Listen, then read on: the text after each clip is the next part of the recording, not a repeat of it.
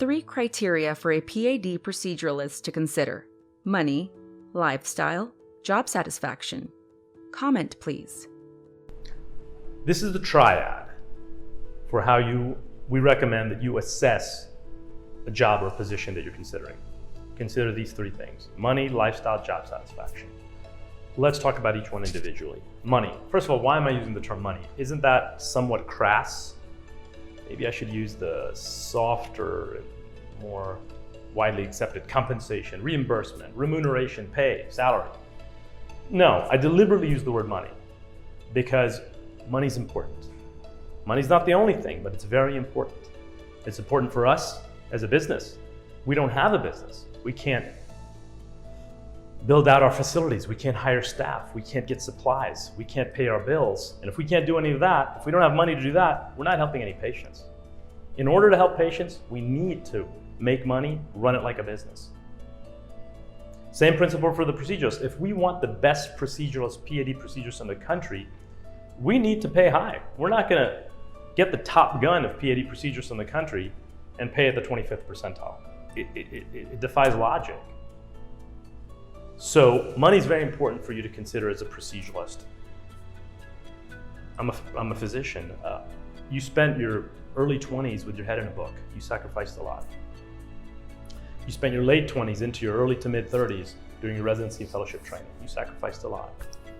If you're anything like me, you were in debt, significantly in debt, hundreds of thousands of dollars in debt by the time you finished your training and you finally started earning money.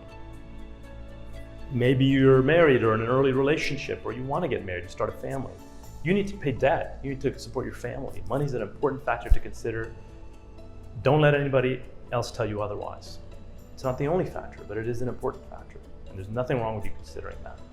Well, what are the highest paying specialties in medicine? Neurosurgery, spine surgery, $2 million a year, that's a lot of money. Okay. You might work 70 hours a week. You might work weekends, holidays, your children's birthdays. You might be on call all the time. You might be in court a lot. Highly litigious specialties. That segues into the next factor, lifestyle. Money by itself doesn't tell the whole story. You have to look at money and lifestyle together. Lifestyle is important. Again, don't let anyone shame you into thinking it's not an important factor. And when I say lifestyle, I don't mean to imply that you or me or any of us want to sit around and watch football and drink iced tea all day long. No, we want to do meaningful work. We want to help patients, but there's a whole world out there. We have family, we have a significant other, we have children, we have parents. We want to go to the gym. We want to do CrossFit. We want to train in Brazilian Jiu-Jitsu. We want to walk in the park. You want to read a book. You want to learn to play the piano. There's nothing wrong with those things. In order to do those things, you need time. We're all for that. Work-life balance is what it's all about. Lifestyle is an important factor to consider.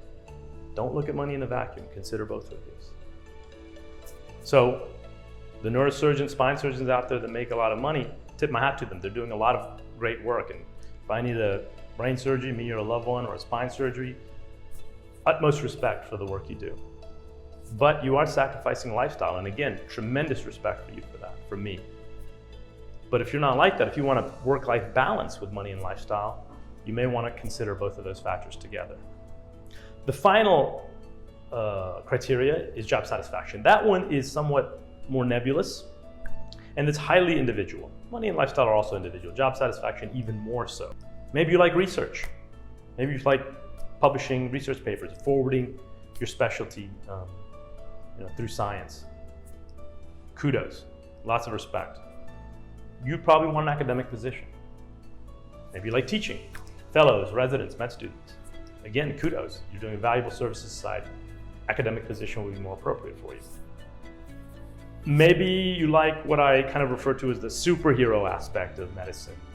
Superhero wearing a cape. You're highly trained. You want recognition for the new skill you have for helping patients and treating trauma and, sort of dramatic medicine, like TV shows like ER and things like that.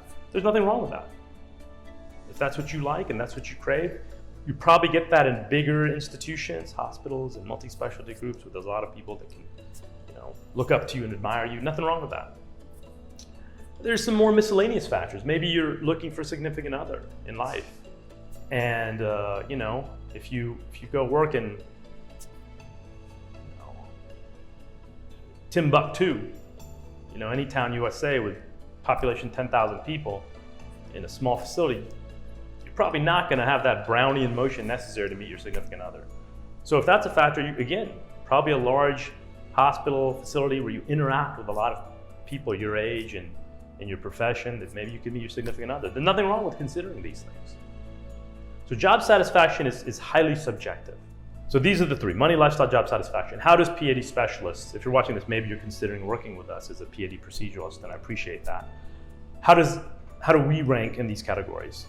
Money, lifestyle, both, we're right at the top, 99th percentile. You just can't do better. And the reason is, I explained this in another video, because in a typical legacy healthcare position, much of your day, probably 70% of your day, is spent doing tasks that are necessary for position, but that do not generate revenue and do not add direct value. For example, driving around from one facility to another. Time's wasted, you're subsidizing it. Walking around from one place to another in a large hospital or center. Time's wasted, you're subsidizing that. Doing a lot of non-paying work. Emergency work that doesn't pay, subsidized by the taxpayer to the hospital. It's not subsidized to you, you subsidize that with your time. What about meetings, tumor boards? Again, nothing wrong with those if you like those, but no direct value add, you subsidize that.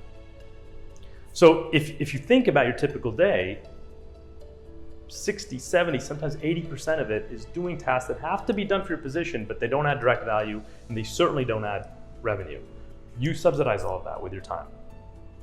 So it's impossible for your pay to go beyond a ceiling, a relatively low ceiling, because of all of those inefficiencies and non-value added tasks built into the system. What we do is eliminate all of those.